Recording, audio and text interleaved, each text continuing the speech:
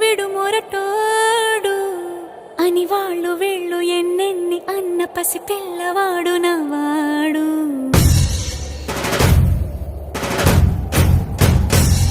విడు ముండోడు అని ఊరు వాడ అనుకున్న గాని మహారాజు నాకు నవ్వాడు.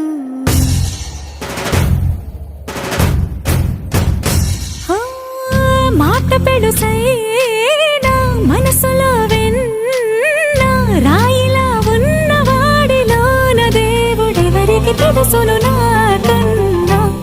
సూసేకి అగ్గిరవ్వ మాదిరే ఉంటాడు.